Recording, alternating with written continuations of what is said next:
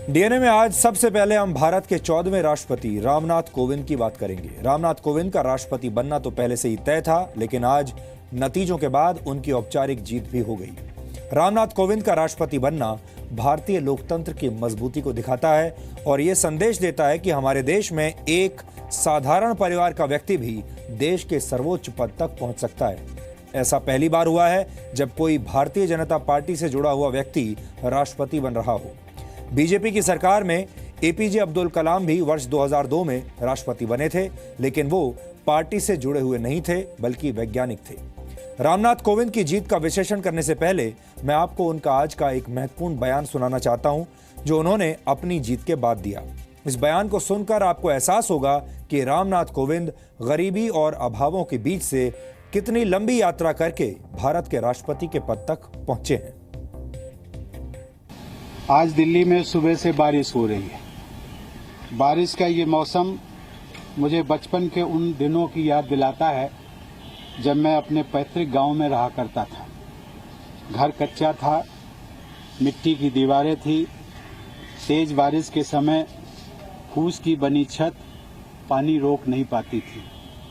हम सब भाई बहन कमरे की दीवार के किनारे खड़े होकर इंतजार करते थे कि बारिश कब समाप्त होगी। आज देश में ऐसे कितने ही रामनाथ कोविंद होंगे जो इस समय बारिश में भीग रहे होंगे, कहीं खेती कर रहे होंगे, कहीं मजदूरी कर रहे होंगे, शाम को भोजन मिल जाए इसके लिए पसीना बहा रहे होंगे। आज मुझे उनसे कहना है कि परौंख गांव का रामनाथ कोविंद राष्ट्रपति भवन में उन्हीं का प्रतिनिधि बनकर जा रहा है। रामनाथ कोविंद की जीत इसलिए भी खास है क्योंकि उन्हें जेडीयू, बीजेडी और एआईएडीएमके जैसी एनडीए से बाहर की पार्टियों का भी समर्थन मिला। राष्ट्रपति चुनाव में विधायकों और सांसदों के कुल 4,851 वोट थे, जिनमें से रामनाथ कोविंद को 2,930 वोट मिले, जबकि मीरा कुमार को 1,844 वोट मिले। रामनाथ कोविंद को मिले वोट्स की वैल्यू 7,02,044 रही, जबकि मीरा कुमार को मिले वोट्स की वैल्यू 3,67,314 रही। आपको जानकर हैरानी होगी कि 77 विधायकों और सांसदों के वोट्स इनवैलिड ठहराए गए, यानी इन लोगों ने गलत तरीके से वोट दिया।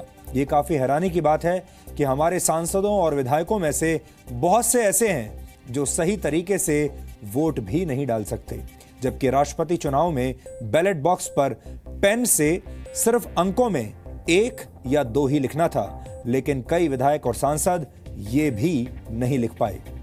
सांसदों के वोट्स की बात करें तो कुल 768 वोट्स में से रामनाथ कोविंद को 522, जबकि मीरा कुमार को 225 सांसदों के वोट मिले और 21 सांसदों के वोट इनवैलिड ठहराए गए। राष्ट्रपति चुनाव में क्रॉस वोटिंग भी हुई, ये जानना आपके लिए काफी दिलचस्प रहेगा। पश्चिम बंगाल, गोवा, महाराष्ट्र, उत्तर प्रदेश, दिल्ली, त्रिपुरा और गुजरात में क्रॉस वोटिंग हुई। महाराष्ट्र में विपक्ष के 23 विधायकों ने रामनाथ कोविंद के पक्ष में वोट दिया। वहीं गुजरात में 13 विपक्षी विधायकों ने रामनाथ कोविंद के पक्ष में वोट दिया, जबकि बीजेपी के 6 विधायकों ने भी मीरा कुमार के पक्ष में वोट दिया। इसी तरह त्रिपुरा में विपक्ष के 7 विधायकों ने रामनाथ कोविंद के पक्ष में वोट दिया। दिल्ली में आम आदमी पार्टी ने मीरा कुमार के पक्ष में वोट करने का फैसला किया था। दिल्ली से रामनाथ कोविंद को 6 विधायकों के वोट मिले, जिनमें 4 बीजेपी के विधायक और 1 कपिल मिश्रा का वोट शामिल है। इसका मतलब यह हुआ कि आम आदमी पार्टी के किसी एक विधायक ने रामनाथ कोविंद के पक्ष में वोट किया है। आंध्र प्रदेश में विधायकों के 174 वोट्स में से 171 रामनाथ कोविंद के पक्ष में रहे। यहां मीरा कुमार को एक भी वोट नहीं मिला, जबकि 3 वोट इनवैलिड रहे। कर्नाटक और केरल से मीरा कुमार के पक्ष में वोट पड़े। कर्नाटक के 222 वोट्स में से मीरा कुमार को 163 वोट मिले, जबकि रामनाथ कोविंद को सिर्फ 56 वोट मिले। यहां 3 वोट इनवैलिड रहे। केरल में 138 विधायकों के वोट्स मीरा कुमार के पक्ष में रहे, जबकि वहां रामनाथ कोविंद को सिर्फ 1 विधायक का वोट मिला।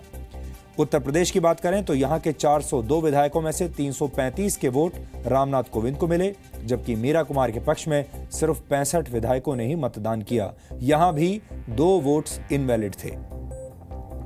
कुल मिलाकर रामनाथ कोविंद को 65.65% वोट मिले, जबकि मीरा कुमार को 34.35% वोट मिले। अब हम आपको दो तस्वीरें दिखाना चाहते हैं। ये दोनों तस्वीरें प्रधानमंत्री नरेंद्र मोदी ने आज रामनाथ कोविंद की जीत तय होने के बाद ट्वीट की हैं। प्रधानमंत्री नरेंद्र मोदी ने लिखा है कि 20 साल पहले के दौर में और अब वर्तमान समय में निर्वाचित राष्ट्रपति जी को जानना हमेशा ही एक सौभाग्य रहा है। ये तस्वीर रामनाथ कोविंद के बेटे के विवाह की है। ये तस्वीर प्रधानमंत्री नरेंद्र मोदी और रामनाथ कोविंद के संबंधों को, या ये कह लीजिए कि पुराने संबंधों को दर्शाती है। रामनाथ कोविंद और प्रधानमंत्री मोदी एक दूसरे को तब से जानते हैं जब नरेंद्र मोदी बीजेपी के महासचिव होते थे और रामनाथ कोविंद राज्यसभा सांसद थे। वर्ष 1996 के दौर में प्रधानमंत्री मोदी बीजेपी के दफ्तर में एक कमरे में रहते थे और उन दिनों बीजेपी मुख्यालय में पार्टी महासचिव, पार्टी अध्यक्ष और सांसद भी बैठा करते थे। यहीं पर दोनों की मुलाकात हुई थी। इसके बाद नरेंद्र मोदी गुजरात के मुख्यमंत्री बन गए और फिर देश के प्रधानमंत्री बन गए। 2014 में जब लोकसभा चुनाव हुए थे तो रामनाथ कोविंद ने उत्तर प्रदेश में भारतीय जनता पार्टी को जिताने में काफी महत्वपूर्ण भूमिका निभाई थी। इसके बाद 2015 में उन्हें बिहार का राज्यपाल बना दिया गया। बिहार के राज्यपाल बनने से पहले वो उत्तर प्रदेश विधानसभा चुनाव में पार्टी के प्रचार में भी सक्रिय थे। अब रामनाथ कोविंद 25 जुलाई को राष्ट्रपति पद की शपथ लेंगे। संसद के सेंट्रल हॉल में भारत के मुख्य न्यायाधीश उन्हें शपथ दिलाएंगे। आज दिल्ली में सुबह से बारिश हो रही है। बारिश का ये मौसम मुझे बचपन के उन दिनों की याद दिलाता है जब मैं अपने पैतृक गांव में रहा करता था। घर कच्चा था, मिट्टी की दीवारें थी। तेज बारिश के समय फूस की बनी छत पानी रोक नहीं पाती थी। हम सब भाई बहन कमरे की दीवार के किनारे खड़े होकर इंतजार करते थे कि बारिश कब समाप्त होगी। आज देश में ऐसे कितने ही रामनाथ कोविंद होंगे जो इस समय बारिश में भीग रहे होंगे, कहीं खेती कर रहे होंगे, कहीं मजदूरी कर रहे होंगे, शाम को भोजन मिल जाए इसके लिए पसीना बहा रहे होंगे। आज मुझे उनसे कहना है कि परौंख गांव का रामनाथ कोविंद राष्ट्रपति भवन में उन्हीं का प्रतिनिधि बनकर जा रहा है।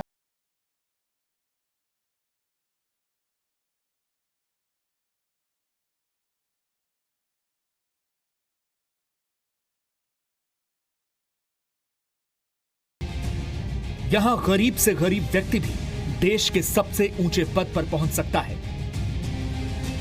एक चाय वाला प्रधानमंत्री बन सकता है तो एक साधारण से दलित परिवार से आने वाला राष्ट्रपति। आज रामनाथ जी ये जब 25 तारीख को राष्ट्रपति बनेंगे, इस देश के करोड़ों गरीब, दबे कुचले गांव में रहते हुए लोगों को अपना प्रतिनिधि सर्वोच्च संवैधानिक पद पर बैठा हुआ दिखाई पड़ेगा।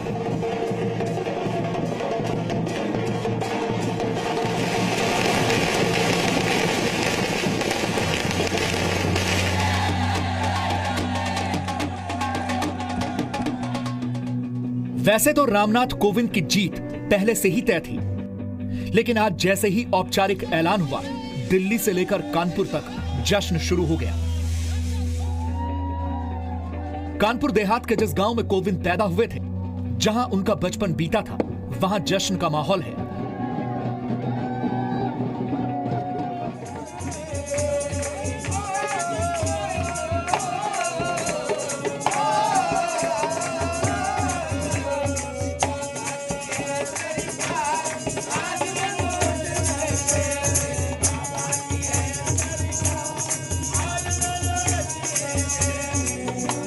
तो मध्य प्रदेश के गुना में कोविंद के भाई के परिवार में भी खुशियां मनाई जा रही हैं, मिठाइयां बांटी जा रही हैं। के लिए तो बहुत बहुत शुभकामनाएं हैं और देश हित में, मानव हित में और अपने जो दलित शोषित हैं उनके हित में जितना बन सके मौका मिला है उनकी सेवा करने का, उतना काम करते रहें।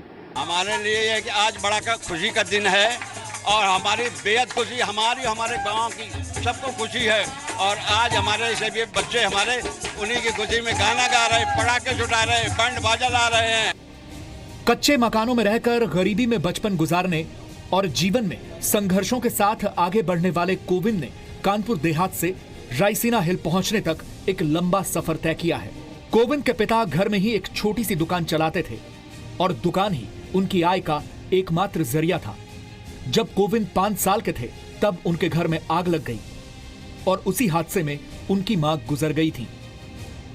आज वही परिवार देश की सबसे आलीशान इमारत में पहुंचा है तो जाहिर है खुशी बच्चों के चेहरे पर भी दिखाई दे रही है।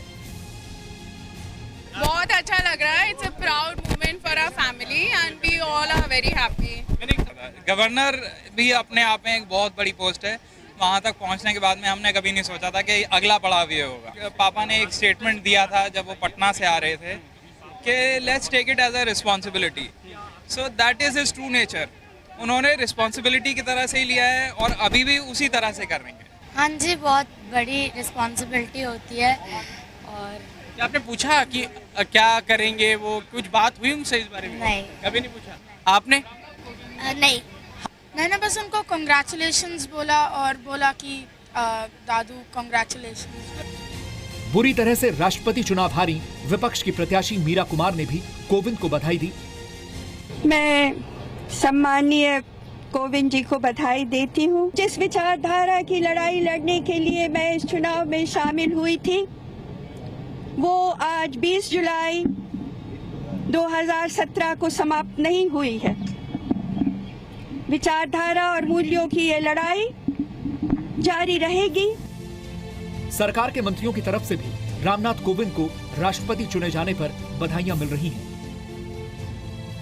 अच्छी बात है, देश जागृत हो रहा है और रामनाथ जी एक बहुत ही सुलझे हुए विनम्र व्यक्ति हैं, संविधान को समझते हैं, बहुत ही साधारण परिवार में दलित परिवार में पैदा हुए, लेकिन उसको कभी अवरोध नहीं समझा। उनके व्यक्तित्व के बारे में हमारे सभी सांसदों को, विधायकों को एक उनके मन में जो छवि बनी, उस छवि के कारण एक इतनी मतों से उनकी विजय हासिल हुई है।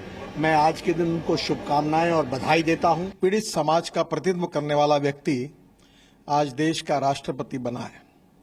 मेरा विश्वास है, क्योंकि मैंने उनके साथ काम भी किया है, कि उनकी नम्रता, उनकी शालीनता देश का गरिमा बढ़ेगी। बहुत अब महामहिम रामनाथ कोविंद जी हैं और हम लोगों को, लोक जनशक्ति पार्टी को जितनी खुशी है हम कह नहीं सकते। माननीय राष्ट्रपति जी अपार बहुमत के साथ भारत के राष्ट्रपति बने हैं।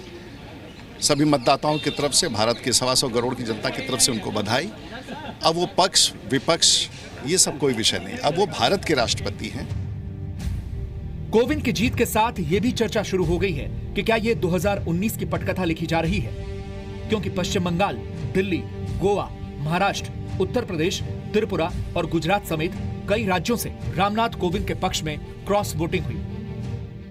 जो काउंटिंग हुआ उसमें जिस तरीके से गुजरात में से आदरणीय रामनाथ कोविंद जी को जो वोट मिले हैं, उसमें हमारे 21 एमएलए हैं, लेकिन 132